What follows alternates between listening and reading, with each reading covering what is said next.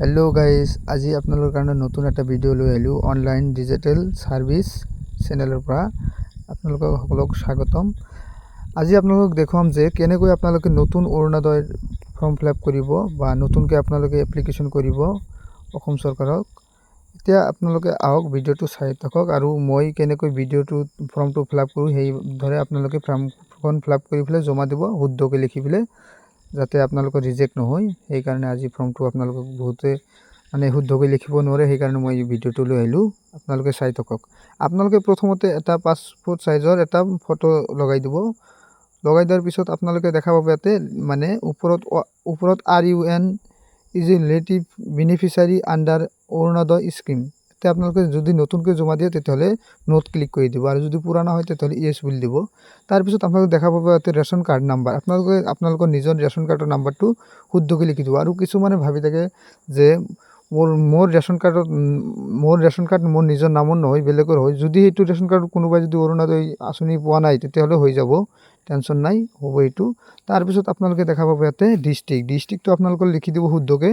তাৰ পিছত आपनलोके দেখা পাইছে ইয়াতে LAC মানে आपनलोকৰ ইয়াতে মানে आपनलोকৰ যেটো সমষ্টি হয় সেইটো সমষ্টি শুদ্ধকৈ লিখি দিব। তাৰ পিছত आपनलोके দেখা পাইছে 1 নম্বৰ এপ্লিকেশন ডিটেইলছ যাতে आपनलोके অৰুণোদয়ৰ বেনিফিচিয়াৰী নাম এতে आपनलोके শুদ্ধকৈ লিখি দিব। প্ৰথম নামটো লিখি দিব, এপ্লিকেশন ফাৰ্স্ট নেমটো লিখি দিব। তাৰ পিছত आपनलोके দেখা পাব যদি মিডল নেম আছে মিডল নেমটো লিখি দিব। লিখি তাৰ পিছত आपनलोके দেখা পাব লাস্ট নেমৰ ঠাইত লাস্ট নেমটো লিখি দিব। আমি বহুতে এনেকে ভুল কৰো যে মানে ফাৰ্স্ট নেমৰ ঠাইতে লাস্ট নেমটো লিখি দিব, হেনকে নিলিখিব। হেনকে লিখিলে আৰু आपनलोके ৰিজেক্ট হোৱাৰ চান্স থাকে। তাৰ পিছত आपनलोके দেখা পাইছে CO অৰ DO आपनलोके ইয়াতে গাৰ্জেনৰ নামটো आपनलोके শুদ্ধকৈ লিখি দিব। आपनलोके শুদ্ধকৈ লিখি তাৰ পিছত आपनलोके দেখা পাব জেন্ডাৰ এতে কি হয় ফিমেল মেল আদাৰ, যেটো आपनलोके হেতু आपनलोके টিক মাৰি দিব। টিক মাৰি তাৰ পিছত आपनलोके দেখা পাইছে DOB आपनलोকৰ জন্ম তাৰিখটো এতে শুদ্ধকৈ লিখি দিব। তাৰ পিছত आपनलोके দেখা পাইছে 2 নম্বৰত ডিটেইলছ আদাৰ ডিটেইলছ आपनलोके তাতে ক্লিক কৰিব। ব্লকত आपनलोকৰ যেটো ব্লক হয় হেতুক आपनलोके ক্লিক কৰিব। আৰু জিপি आपनलोके গাঁও পঞ্চায়ত যেটো হয় গাঁও পঞ্চায়তটো आपनलोके শুদ্ধকৈ ইয়াতে লিখি দিব। তাৰ পিছত ভিলেজ নেম आपनलोকৰ যেটো ভিলেজ হয় ভিলেজ নেমটো आपनलोके ইয়াতে শুদ্ধকৈ লিখি দিব।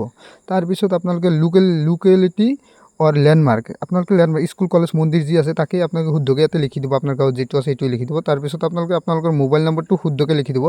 বহুতে ভুল কৰে, आपनलोকৰ মোবাইল নম্বৰটো দিব লাগে, নহলে আৰু পিছত বিচাৰি নাপাও ফৰ্মটো আহাৰ পিছত। এই কাৰণে মোবাইল নম্বৰটো आपनलोকে শুদ্ধকৈ দিব। তাৰ পিছত आपनलोকে দেখা পাব ইয়াতে পিন নম্বৰটো आपनलोके শুদ্ধকৈ লিখি দিব। তাৰ পিছত आपनलोके দেখা পাইছে ইয়াতে হাউস নম্বৰটো ক্লিক কৰিব। তাৰ পিছত পুলিশ স্টেশনটো आपनलोके শুদ্ধকৈ লিখি দিব।